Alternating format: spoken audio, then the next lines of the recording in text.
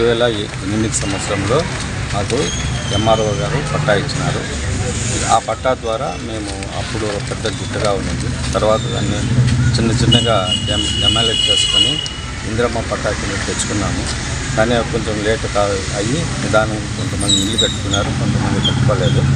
ఈ విధంగా ఒరిజినల్ పట్టాలనే ఇది చేసినారు.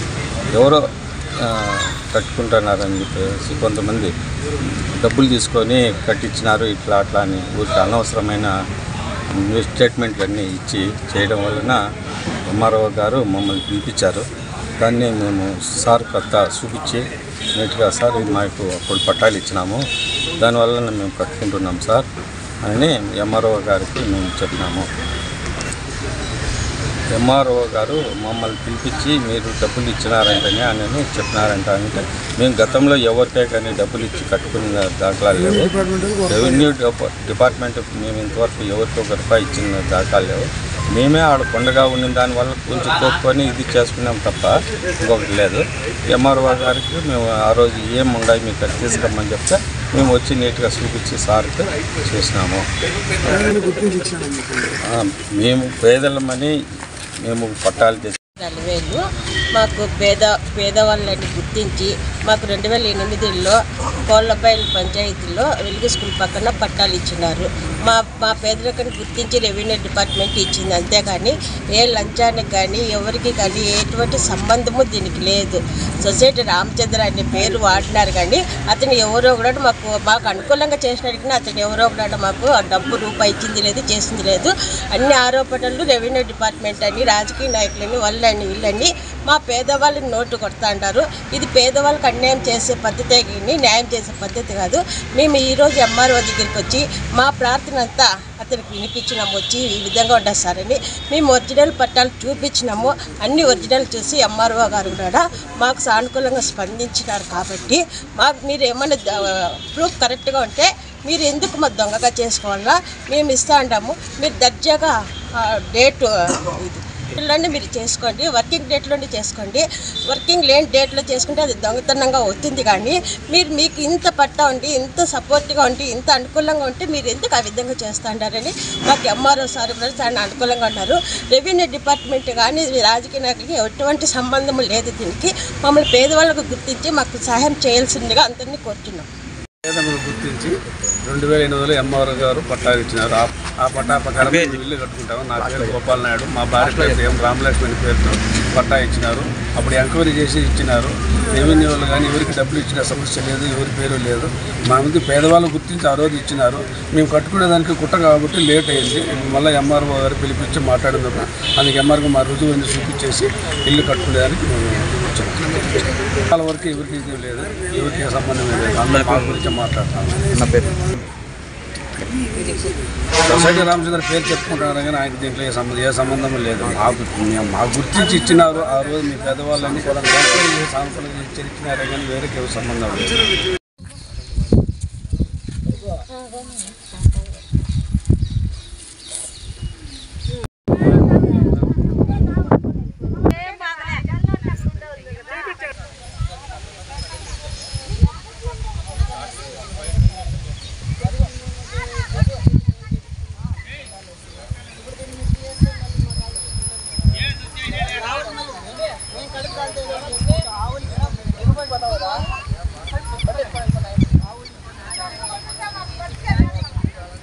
వెల్లగుట్లపల్లి గ్రామం.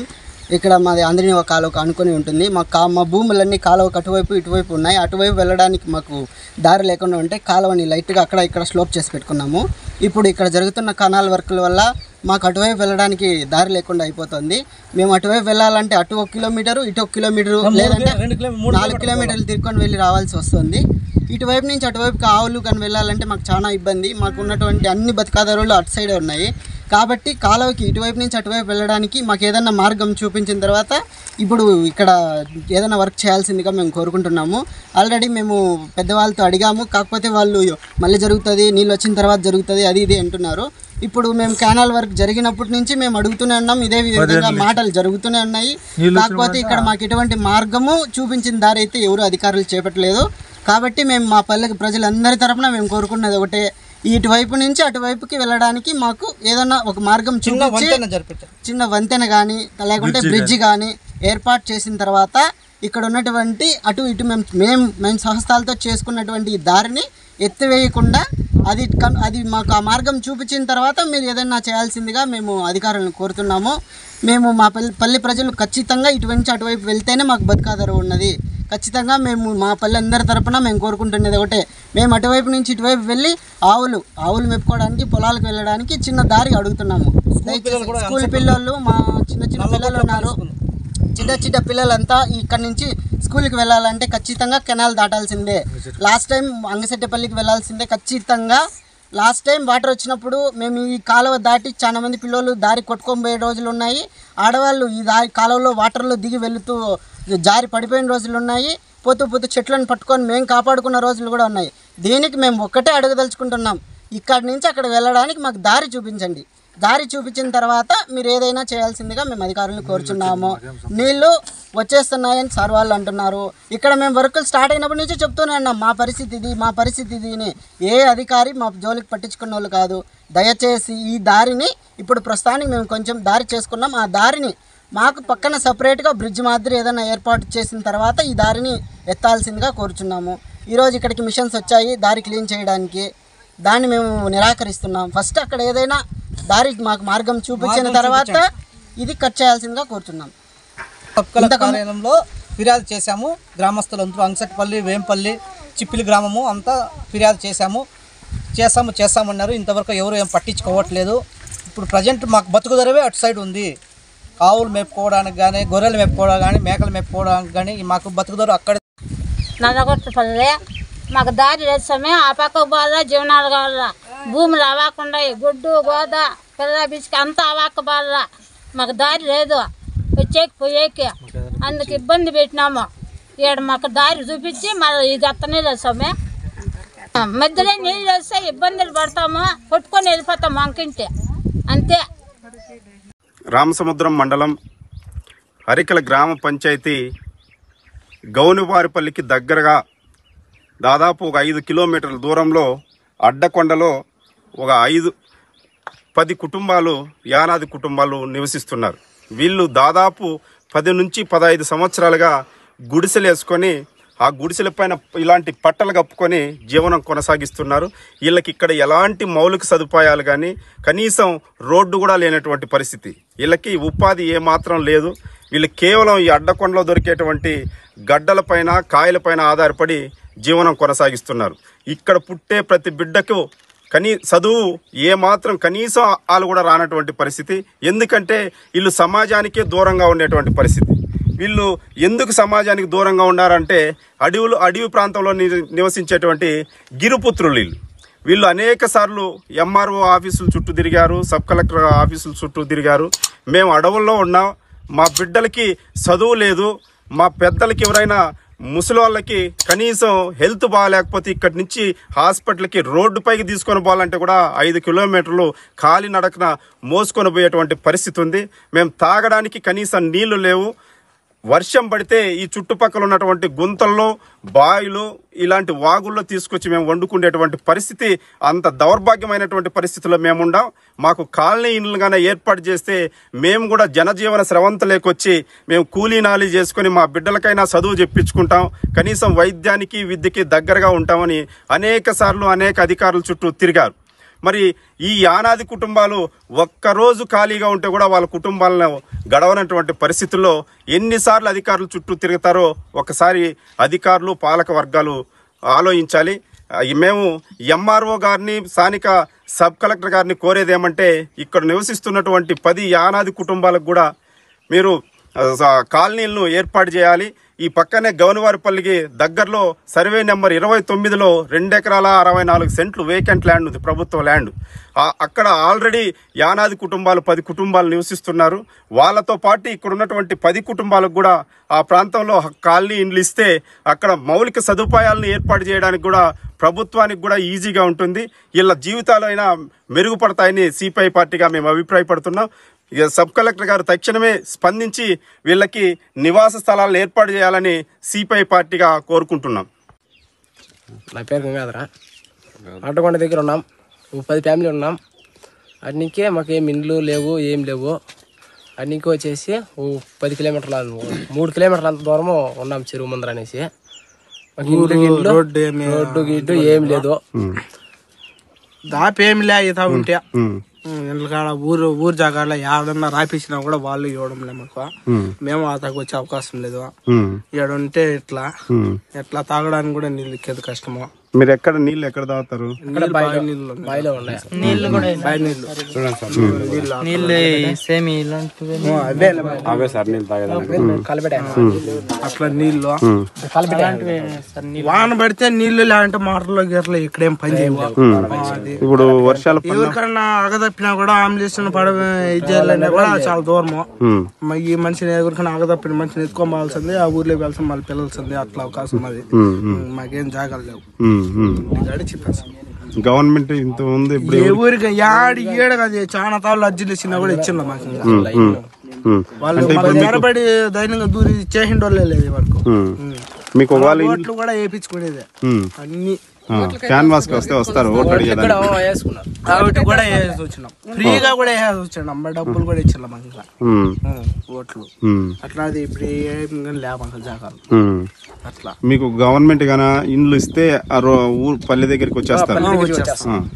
ఏం పని చేయడానికి ఏం ఆదు ఆడున్నా ఉంటే నలుగురు పిలుస్తారు, నలుగురు రావచ్చు 10 రూపాయలు మిగిలేసుకునేది పాడుకునేది ఉంటాయి. ఇప్పుడు మీరు ఎట్లా బతుకుతున్నారు? ఇప్పుడే అయితే మాడిగట్లు నల్లారి ఇట్లాంటివి తొలిగేది అమ్మేది. ఇప్పుడు వారానికి ఎంత సంపాదిస్తారు? వారానికి అమ్మ అంటే 5,000 6,000 అంత లోపలే ఫ్యామిలీ మొత్తం ఒక్కొరు కష్టపడలేం. కష్టం ఇక్కడ చేసుకునే దానికి చేతల్లా భూముల్లా ఉండేదానికి జాగాల్లా ఏమి ఇట్లా అవకాశం ఏమి లేదు మాకు. ఇట్లా చాలా మంది కూడా చెప్పాం సార్ మేము. మాకు ఇంట్లో ఎవరు ఇల్లు రాల్చెల్లా అది ఇది ఏ ఊరికి మాకు చెప్పిండు వాళ్ళే ఇట్లా రాండి చేసుకుని చెప్పిండు వాళ్ళే. మన్ను కూడా మా ఇల్లు కూడా కలిపి వచ్చినాం. అప్పుడు కూడా అర్జీ చేసినాం. అప్పుడు కూడా ఏ ఊరు కానీ పట్టించుకోండి వాళ్ళు. ఇప్పుడు ఎక్కడ ఉన్నారు? ఇల్లే కాల్పిండు కదా, ఆ ఇల్లు కాల్పినప్పుడు అందరికి అర్జీలు చూడ ఇల్లు కాల్పినప్పుడు ఎవరు కానీ అర్జీలు ఇంత చేసినా కూడా ఎవరు కానీ పట్టించుకుంటే వాళ్ళే. ఇప్పుడు ఎట్లున్నారు? ఇప్పుడు చూడు ఉన్నాం చూడు ఇదే మాది. ఎట్లా ఉన్నామంటే ఎవరైనా కాళ్ళ గడుపులో పట్టుకోవాలా, ఏదో భూమి చేత చేసుకుని మాత్రమే ఉన్నాం. పెట్టుకున్నాం మిగల మాకేమి మాకు పైకి జరగాలంటే జరగదు సార్. ఏ ఊరు కానీ పైన పిలిచే వాళ్ళు కూడా లేదు. పిలిస్తే 3-4 కిలోమీటర్లు అసలు మిమ్మల్ని కూలికి పిల్లలంటే కూడా వాళ్ళు వచ్చేదానికి కూడా ఇబ్బంది. వాళ్ళు వచ్చేకి ఇబ్బంది, మేము పోయేకి ఇబ్బంది. కరెంటు ఈటింగ్ అయిపోయినా కూడా సార్ పైన అయిపోయినా కూడా ఏమి ఎంత పొద్దుని చెప్పి వాళ్ళు అరుస్తారు. మరి మీ ఈటింగ్ పాలంటే మనకి ఇంత లేట్ అవుతుందో వాళ్ళకి తెలియదు.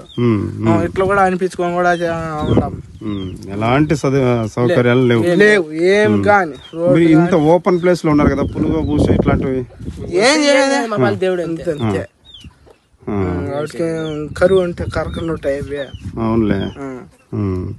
కానీ ఎవరు అధికారులు కానీ లేదంటే ప్రజాప్రతినిధులు ఎవరు ఖాళీ ఆధార్ కార్డు కూడా లేకుండా అయిపోయింది. మన శివన్న చేపించింది సార్ అవన్నీ వాలంటీర్స్ కూడా ఆయన చేసి చిందలు మాకు ఆధార్ కార్డులు కూడా లేవు. ఇప్పుడు అందరికి ఆధార్ కార్డులు ఉన్నాయా? కొందరికి ఉన్నాయి, కొందరికి లేవు సార్. ఇప్పుడు కూడా ఓపెన్ గా నాకు, మా అమ్మకి, మా ఆయనకి ఉంది, నా తమ్మునికి, నా చెల్లెలకి, మా వానికి, ఇంకా వాళ్ళ ఇంట్లో వాళ్ళకి ఇంకా ఎవరికైనా ఉన్నాయో లేవు తెలియదు మనకు. ఇప్పుడు మీరు స్కూల్ కూడా లేవు సార్. మీరు ఎవరు స్కూల్ పోవాలా? ఎవరు కనిపించలే. మేము చిన్నగా ఉన్నప్పుడు అక్కడ గొల్లపల్లి తాలూకంలో ఉన్నప్పుడు అప్పుడు పోయినామా. ఇప్పుడు ఇక్కడ చేరిన ఇక్కడ లేదు స్కూల్. మీరు ఇక్కడ ఎన్ని సంవత్సరాల నుంచి ఉండాలి? 10 సంవత్సరాలు. 10 కాదు సార్, ఇంకా శాంతనాలు ఇంటి ఉన్నాం. 10-20 ఏళ్ళు ఇంటి ఉన్నాం. 20 ఏళ్ళ పైన ఇంటినే ఉన్నాం మేము. దాదాపు మేము చిన్నగా ఉన్నప్పుడు వచ్చే హెండోళ్ళు అడుగు మా మామ చిన్న అప్పుడు వచ్చే హెండోళ్ళు మా ఇప్పటికి కూడా. ఇప్పుడు మేము కలెక్టర్ గారితో సబ్ కలెక్టర్ గారితో మాట్లాడి ఇండ్లు కానీ శాంక్షన్ చేస్తే మీరు మీరు రోడ్డు రెడీగా వస్తాం. ఇబ్బంది ఏమి వాళ్ళు అక్కడ తిరగడానికి కూడా ఇబ్బంది పడుతున్నారు సార్. ఇప్పుడు సపోజ్ ఎంఆర్ఓ గారి దగ్గరికి రావాలన్నా కూడా వాళ్ళకి ఛార్జీలకు పెట్టుకునేదానికి కూడా అందరినీ